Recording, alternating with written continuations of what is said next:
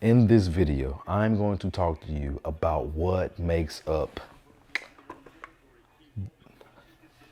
the bass guitar. Let's get it. All right, YouTube, what's up? I told y'all I'm trying to come to you with some different content.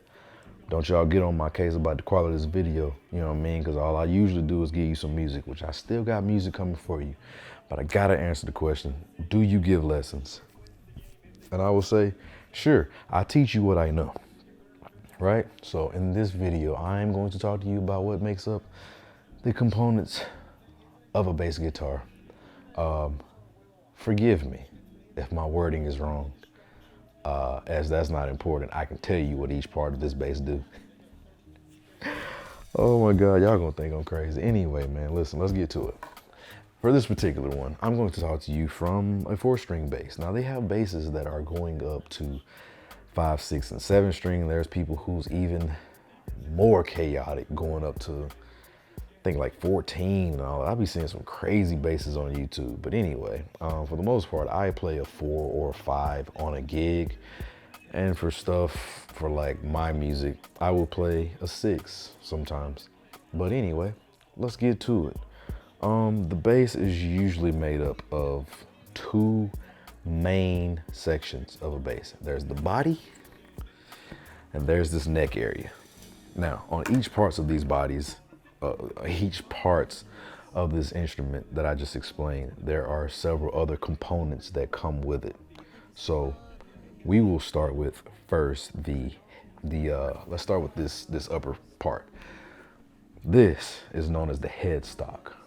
And the headstock is where the tuning pegs are hosted. The tuning pegs are what tunes the strings.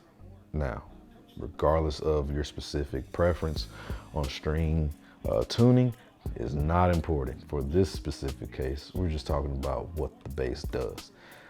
Tuning pegs are key to making sure you don't sound terrible in a studio or a live session.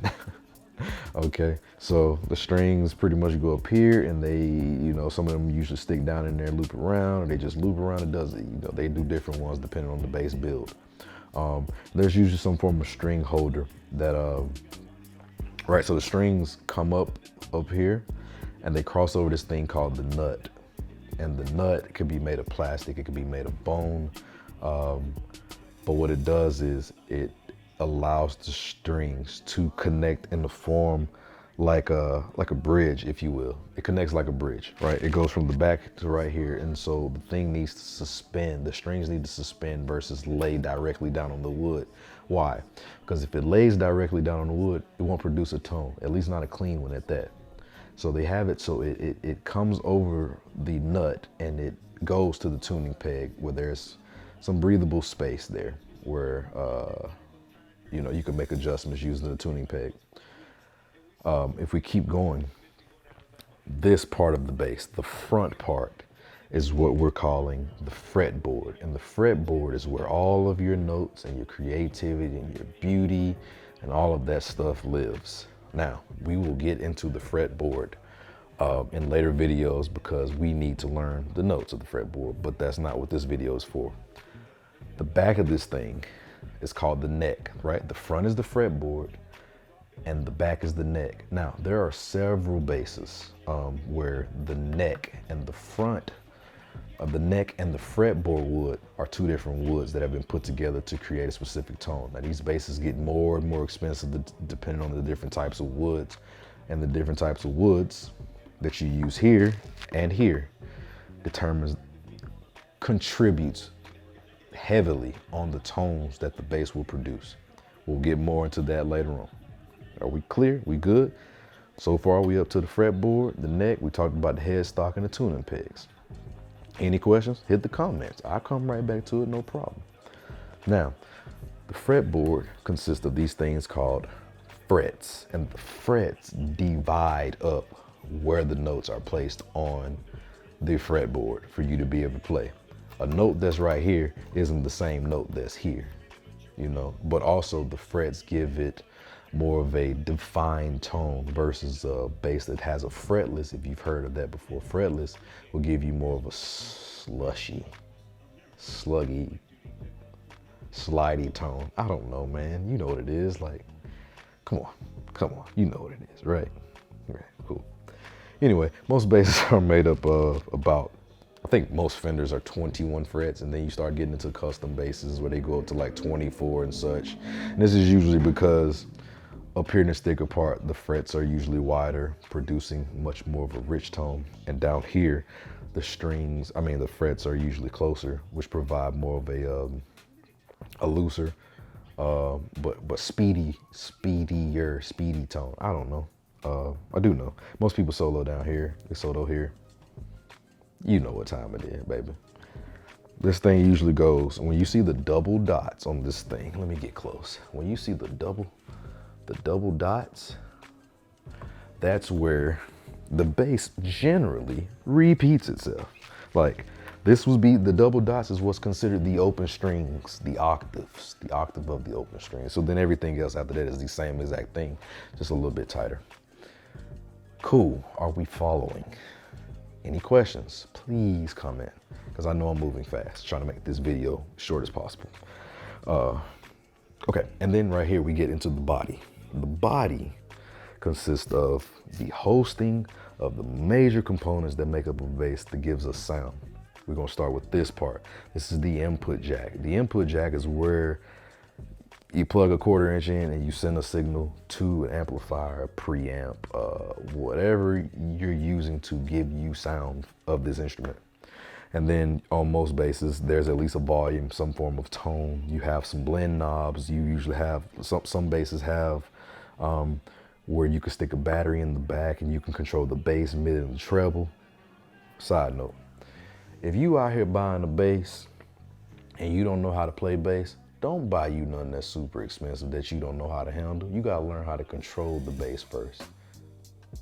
Okay, back to the story. All right, so, and then you have the pickups. The pickups are what shapes the bass overall sound without you actually being good or bad. It just depends. These right here are usually some form of, they call them P-bass, precision bass. They usually don't come with a battery in there, and you usually will get like a volume and just a tone knob out of something like this.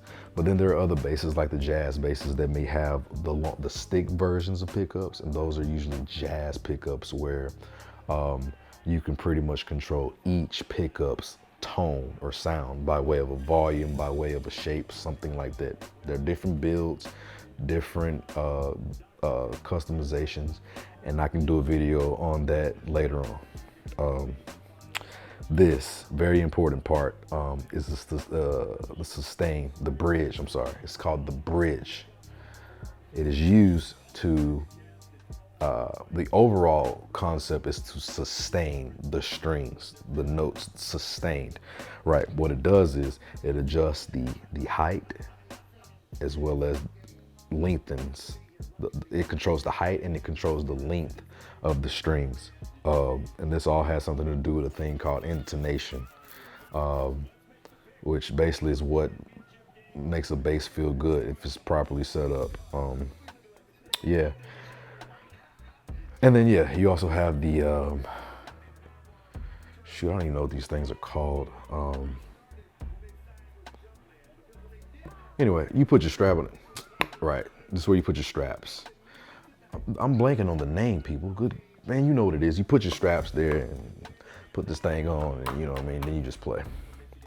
But I don't know if I even said it, but usually the neck and the body is connected by bolts, heavy duty bolts. And then inside of this here neck is usually, not usually, it is a truss rod of some sort that keeps the wood, because this is a long piece of wood.